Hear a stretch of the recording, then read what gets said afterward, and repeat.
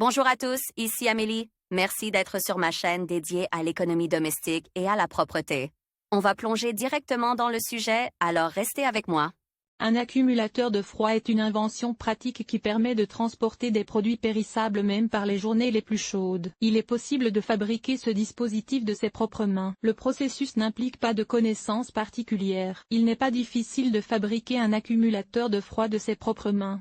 Et il est possible de recréer chez soi un appareil, acheté en dépensant un minimum d'argent et d'efforts. Type d'accumulateur de froid et propriétés. L'élément le plus important d'un dispositif de stockage au froid est son contenu. Les propriétés de la charge déterminent si le produit conserve ses caractéristiques d'origine et combien de temps il peut être consommé sans risque d'empoisonnement. Il existe plusieurs types d'accumulateurs de froid disponibles dans le commerce, qui diffèrent par leur capacité, de 250 ml à 0,8 litres. Les accumulateurs diffèrent également par l'usage auquel ils sont destinés.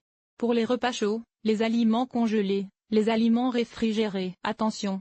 Seules des compositions polymères sûres et non toxiques sont utilisées pour la production de ces accumulateurs. L'utilisation de la surface d'un film permet de corriger la forme des sources non durcies. Les fluctuations de température, grâce à certains matériaux, passent sans laisser de traces sur les accumulateurs de froid. À lire également dans chaque famille, il existe un certain nombre de règles qui sont strictement respectées, bien que beaucoup ne comprennent même pas pourquoi il est nécessaire de.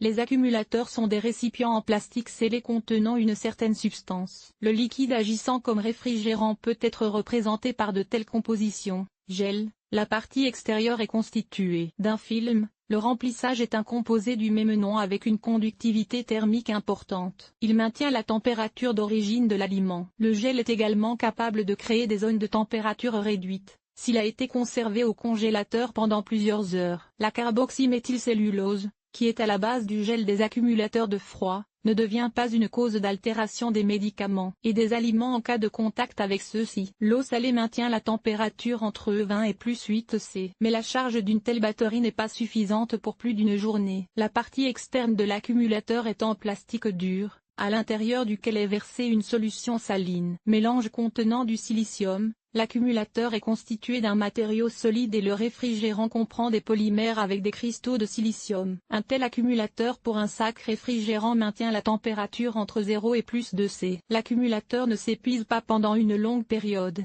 jusqu'à 160 heures. Lorsqu'un long voyage est prévu et qu'il est nécessaire de transporter des denrées périssables ou des médicaments nécessitant certaines conditions de conservation, il est recommandé de choisir une source de froid de plus grande capacité pour plus de fiabilité. Si cela n'est pas possible, plusieurs accumulateurs sont pris et placés dans un sac. Utilisation des dispositifs de stockage du froid. Le principe de fonctionnement de toutes les variétés de dispositifs de stockage est le même. Avant d'utiliser un générateur de froid compact portable, il faut le charger. Pour ce faire, il faut placer l'appareil dans le congélateur pendant 8 heures. Jusqu'à ce que le réfrigérant à l'intérieur du récipient scellé ne gèle pas. Dans le cas des réfrigérateurs dotés d'un système no-frost, l'emplacement de la batterie n'a pas d'importance. Lorsque de la glace gèle dans le compartiment congélateur, il est souhaitable de placer l'accumulateur plus près de celui-ci. À titre d'information, il est recommandé de ranger l'accumulateur dans le congélateur lorsqu'il n'est pas utilisé. L'absence de fluctuation de température augmente la durée de fonctionnement de l'appareil. Le fait de conserver l'accumulateur au congélateur pendant une longue période n'affecte pas les performances de l'appareil.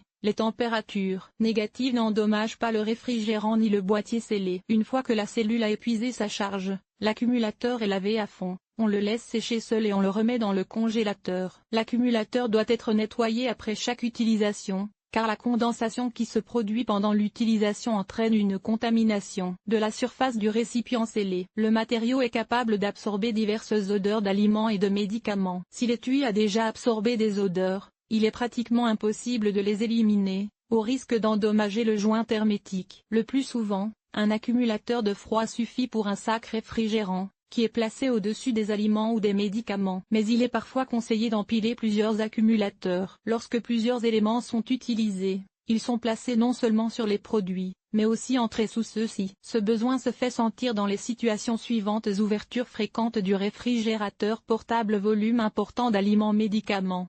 Panne de courant soudaine.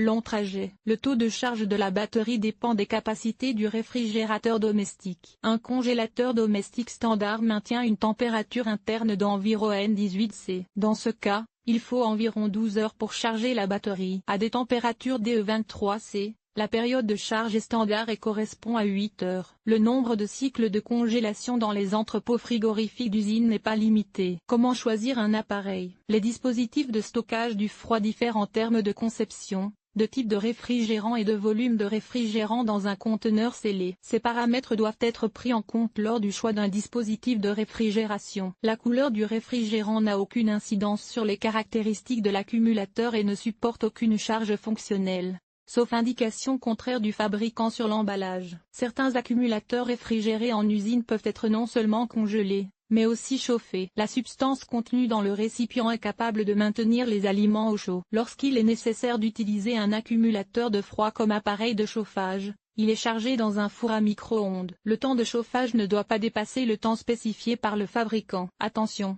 Le chauffage au four à micro-ondes n'est possible que dans le cas d'accumulateurs achetés, dont le fabricant autorise l'utilisation avec chauffage. La conservation au froid par vos propres moyens. Si l'on ne considère que les options de refroidissement, ces dispositifs peuvent être fabriqués de ses propres mains. Le plus simple est une bouteille en plastique que l'on remplit d'eau propre et que l'on place au congélateur pendant 2 à 3 heures. Un tel accumulateur est suffisant pour transporter des produits à la datcha, mais l'efficacité peut être augmentée en changeant le produit de remplissage, réfrigérant. Il n'est pas possible de fabriquer à la maison un échangeur de chaleur de haute qualité selon les paramètres prévus, car il est nécessaire d'effectuer des calculs complexes et de tenir compte de la physique des processus transitoires. Pour un usage domestique, les recettes les plus simples à base de sel et d'autres épaississants de l'eau, par exemple de la colle à papier peint, peuvent suffire. Ils ne modifieront pas beaucoup les caractéristiques de la base aqueuse, mais augmenteront la durée de conservation du produit. Sel de table, chlorure de sodium. Pour obtenir la version la plus simple du mélange,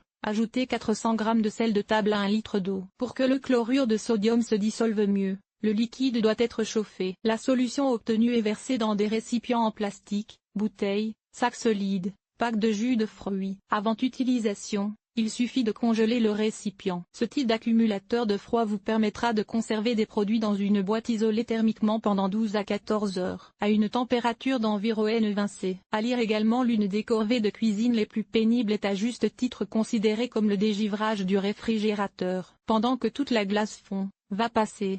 Celle de glober pour assurer un régime de température d'environ N10C. Préparez une composition à base de sel de globé. La solution peut être obtenue en mélangeant 200 g de composant sec avec 1 litre d'eau. Pour épaissir davantage la masse, il est possible de compléter le mélange avec de la colle à papier peint, mais il ne faut pas en mettre plus de 10 g.